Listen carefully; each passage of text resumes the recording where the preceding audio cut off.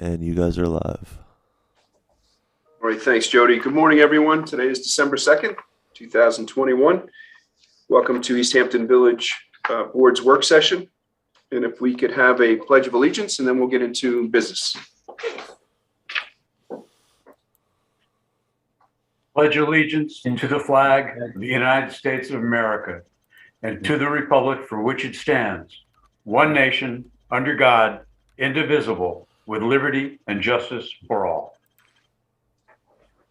Thank you, Tiger. All right, we don't have a lot of things on our agenda today. I just want to have one announcement about the Santa Parade, which will be this Saturday at Marcos. What time? It's going to be 10 o'clock. 10 o'clock. That's what the Will be the start of the Christmas parade, and it will go from the Presbyterian Church along Main Street, along Newtown Lane, and ending down by the on Railroad Avenue. So hopefully everybody can come out and join us there. Again, it's 10 o'clock start. Santa's coming to town. That's all the announcements I have. So now we'll just get into our work session. We're going to discuss bathrooms at Wyborg's Beach. Chris, you want to lead us off on that? I have some announcements. Oh, I'm sorry. Go ahead, Hugh. Starting this weekend, you'll be able to visit 3 different places and within walking distance. Down at the Gardner Mill Cottage, there's going to be the East End Arts Alliance holiday show. Friday through Monday from 11 to 4. The Thomas Moran House is open from December 1st to December 23rd from 11 to 3. Check their website for the days. And then Home Sweet Home is going to be open starting this weekend and the next 3 weekends to view the Christmas decorations. We'll be open Saturday 10 to 4 and Sunday 1 to 4. So you'll be able to walk. You can park in front of either the Gardner Mill Cottage or Home Sweet Home, and you can walk to all 3 places. Okay, that's it. Thanks, Hugh. Yeah. Chris, you want to start off with the bathrooms? Wyborg Beach? Yeah, okay. So, I'm actually really excited about this. I don't think it's, I think everyone is going to benefit from this, but, we've seen an uptick in beach goers, and Wyborg's Beach are one of our only beaches left in the village that's unprotected and left with no bathrooms and facilities there. So, someone's playing the music. Anyway, so the idea that I had was to locate a very similar structure like we have at 2 Mile. And I believe Billy and Marcos and had found a proposed location in the back of the parking lot that would be really nice because I don't think it would take up any parking spots. Correct me if I'm wrong, but we have about 80 spots there. This facility wouldn't take up any of them. And I believe it's very far away from the beach. It's in basically the back corner. So I think it would avoid, wetlands lines and any types of variances that might be needed. I'm not sure, Billy, you might be able to chime in there, but last year we got a couple complaints, and every year we seem to get people complaining, I think, about people going to the bathroom in the dunes and in the parking lot. And it's just not very sanitary, especially since Wyborg's is a popular beach. And again, if we have 80 parking spots there and we're selling beach stickers, I think we have a duty to the residents to provide bathrooms and also lifeguards. The catch-22 with Suffolk County is that we can't have lifeguards without bathrooms. And the bathroom requirement for the county is it's an interesting requirement where they have all these little things that you need, like you need separate bathrooms, they need stalls, they need paper towels and various different items in particular bathrooms and features. So what we've done at 2 Mile is exactly what meets their criteria, which we have the plans already. So I think that was a savings as well. And when it gets down to that's the health part of it. The safety part of it is, the lifeguards and being able to protect that beach, which, is one of our most beautiful beaches. And we only have, 3 or 4 of them. So the fact that Wyborg's remains unprotected is, a little mind boggling to me. So, I'd like to propose to get a stand at Wyborg's, lifeguards, and put the bathroom facility in the parking lot. Perfect. Billy, do you want to add anything to that? Sure. Good morning, Mayor, members of the board. Chris covered it pretty well. Marcos and I had gone out to reviewed the survey. We found an old survey of the property, which is really a road end. And, it was decided the most sensible or, least obtrusive location is probably off to the rear. I guess be the northeasterly corner of the parking lot. It puts it out of the dune setbacks. It makes it compliant with the coastal erosion hazard area, and we wouldn't have to worry about any FEMA compliance issues in that location. So from an environmental standpoint, that's the most practical location. And as Chris said, I think, we'll have to fine tune it, but I think there's ways to do it where we won't affect any parking. So That's good. And it also will not affect any neighbors either, right? So that's the idea, is to design it to be compatible with the neighbors. Yep. that's great. And the push for lifeguards here is really important. I think, Drew, you could probably speak to that. Just with this past summer, how many saves you guys had down there? Yeah, good morning, everyone.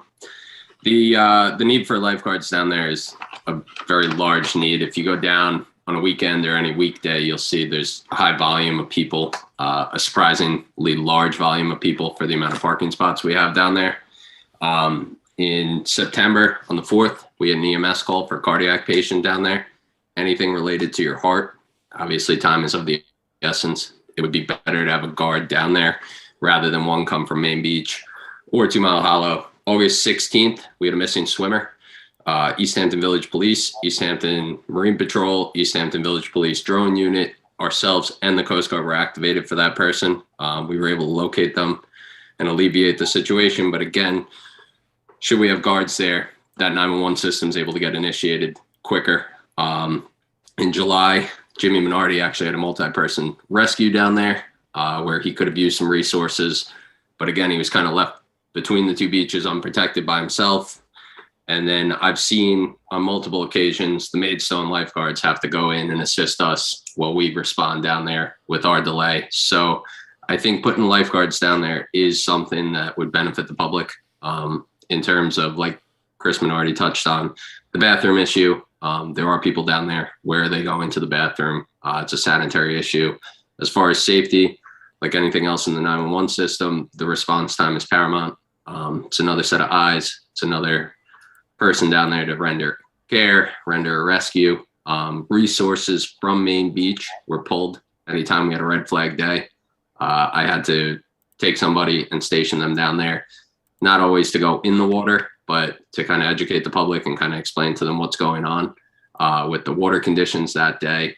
We did get a lot of positive feedback from family, from parents, just thanking us for being down there and kind of giving them a little info. So it is something that I think would benefit the public from a lifeguard's point of view, is having somebody closer, cuts down on response time, makes our beaches safer. And as Chris said earlier, we have a growing population with the beaches, and this is just the next step in the right direction. Great. Thanks, Drew. Any board members want to discuss it, or? Tiger?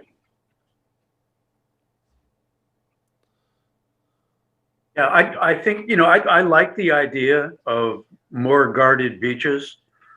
It also gives the village a closer response to something that might happen at Egypt Beach. I'm just a little concerned about the cost, that's all. Yeah, well, I know Marcos gave me some figures back in 2005 when we built the 2 Mile Hollow building. That was $363,000 for those bathrooms. Of course, it's going to be more now, but it's something we'd have to bid out and see what the prices came back in on. Yeah, if we'd also have to do IA system there, right? Yeah, I would assume, Billy, that's correct, right? I believe so, yes. Yeah. I mean, if it comes back in too costly, maybe we could look into some sort of portable unit. You know, they have those nicer portable units that maybe we could rent for the summer. So this way we could still provide the lifeguard services. So I think the next step, if everybody's in agreement, is to get some pricing. Okay, I agree with that. No, the one thing I wanted to mention that Tiger brought up is that, you know, the Egypt Beach and the Maidstone Club, you know, don't really always follow our schedule with lifeguards. So, you know, sometimes in the early season or late season, those beaches are unprotected as well. And, you know, it'd be nice to keep the villages, like our lifeguard unit, you know, as together as possible. And again, I think it's health and safety is the main focus here. I mean, I know it's not going to be cheap, but you know, if one person drowns, you know, it's worth it, you know, to go through that expense. Like, out of all the things that we spend money on, you know, health and safety and life, I think definitely takes a priority here. So, you know, I would be in favor of this. And I think the community would be much better off. You know, our beaches are beautiful and I'd like to keep them that way. And, you know, Wyborg's, you know, if you have hundreds of people on the beach, you know, I compare this to the problem they had at the truck beach in Amagansett, is that when you have hundreds of people at the beach, they have to go to the bathroom somewhere. And they're gonna go somewhere. And again, we sell our beach stickers, and the Wyborg Beach is a popular destination where people pay to be there, and not to provide bathrooms and lifeguards is I think a very big disservice to the community. And you know, it's not, you know, there's a lot of people are going to the bathroom in the dunes and the neighbors, you know, parking lots and things like that. So, you know, I feel strongly about this. I think it would be a very large addition to our community. Yeah, I agree, Chris. And to just follow up with what Chris was saying, this summer, the board decided that any special events at any of the beaches that did not already have bathrooms, that we were requiring porta potties to be delivered. So again, if you're having, like Chris is saying, hundreds of people at the beach, even at night, you know, even we're approving special events, and then we know people have to use the bathroom, and we're not really requiring that. I thought that was a good step on our part as well to, you know, keep the beaches cleaner. So if everybody's in agreement, then we'll just, Marcos, you want to put out some bids for us? Sure. And I just, to Chris's point, because he had asked me to look up in terms of this year's revenue. This year we went from 1.2 to 1.8 in terms of beach revenue, only on the, let's say, the $100 increase on the non-resident beach pass and our new monthly beach passes. So it's a significant jump in revenue as well. Okay. And actually, I had one question for Drew. To Chris's point about Maidstone and Egypt being off schedule with the village. Drew, you're talking to Maidstone about coordinating with that? Bill McKee? Yeah, so all last summer, anything we did with the help of East End's Village Police, they were able to get a radio so they could hear our communications to each other. And I kept Billy McKee in the loop with everything moving forward. The issue we had with Maidstone is, like Chris said, they lose guards earlier, they open later. They do kind of operate on their own schedule. The biggest safety issue we had with them this year was when that hurricane came through. I had staff stationed at each head of the beach. We were told they would be there to keep people off. It is a private club, so I didn't want to put my members there, but they were a weak spot for us. The public was parking and actually walking over the dunes there all day. So I think having a more fixed stand like one at Wyborg's, which is a little closer to Maidstone in Egypt, it helps us in those times. But overall, for the most part, yeah, they were very good about working with us. But when he was out of staff, he was out of staff. And that just lays more burden on the village guards. Okay, thank you. Great. All right, anybody else before we move on? All right, next, the discussion is about museum fees. Marcos, you want to lead us off on that? Well, we just did a quick, I think last year's total revenue was, well, this really came off Hugh King when he mentioned, I believe, 5 or 6 meetings ago that I think he was imploring to the board that it was the museums are a gift. So we kind of took it on that, and we were looking at last year's revenues, and I believe it was $750, or sorry, that was 2 years ago. Last year was about $860. So we just thought that why the accounting seemed to be more of a nuisance in a sense than what we were getting out of it. And I think most people have credit cards these days, and they only have cash. We don't accept credit cards there. So I didn't know if the board just kind of wanted to make it free and keep that, make it a gift. Yeah, I like the idea. I think it's good. I'm in favor of that as well. I think it's a great idea. I mean, we're not trying to make money on it. We're just trying to defray expense. But, sometimes people look at $5 as, I don't want to go. Right. And Tiger, what's happening is that I think people are showing up, and Hugh can speak to this better than I can, but I'm assuming some people don't have cash, or they don't have the $4. And then obviously what happens is Hugh's not denying them. He's letting them in anyway. So. Yeah. So what is the total number that we get from museum admissions? The total number, I believe, is about $850, $860.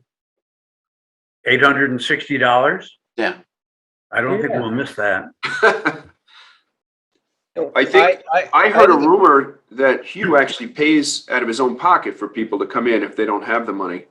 May I talk? Okay. People, when people came to the museum during the pandemic, a lot of people don't have cash anymore. Right. They have credit cards. So if somebody comes and they don't have any money, we still take them on a tour of the museum. Right. But nobody is not coming to the museum because of the $4 to get into Home Sweet Home, or the $2 to get into Hook Mill. And Marcus is right. The amount of money you take in is negligible, really. You know what I mean? So if you, and then our treasurer has to do a bunch of accounting. Yeah, sure. Sales tax. Auditing, and it doesn't seem to be worth it. What do you think, Marcus? I think it's to your idea, Hugh. Make it a gift, and that's what it is. And then we don't really in the future have to look at revenue at all when it comes to these museums. We shouldn't be looking at it that way. And I agree with you. Oh, that's great. Now, well, wait a minute but we would like to increase the number of people coming to the museums, right? Oh, yes. Of course. Okay, well, one way to do that is advertising, okay? And now we have a website at Home Sweet Home, a wonderful website. I have an ad that goes on WLNG for the summer month, but and then the village has a website. So we have that way, and that's not costing a lot of money, but weekly or bi-weekly ads in local papers, I think, could help. But that's going to cost money. And I forgot to mention that the Hook Mill also takes in revenue. I think it was $120 last year. Yeah. All right. So we're going to make our museums for free. I think it's a great idea. And, maybe there could be either a donation boxes or maybe a QR code or something where people can scan with their phone. I think, like, if I were to go to one of these museums, I would definitely drop in a $20 bill or at least maybe somewhere where you could get sent an email to make a donation, or just forget it and let it be totally free. But I like your idea with the QR code. That's a great idea. And then when we get a lot of people at the museums, we can have lifeguards and bathrooms at the museums as well. There you go. Well, we have to have an outside bathroom, though. All right, I guess we are wrapped up. Short meeting today, everybody. So thank you all for coming. Can I just get a motion? We'll close.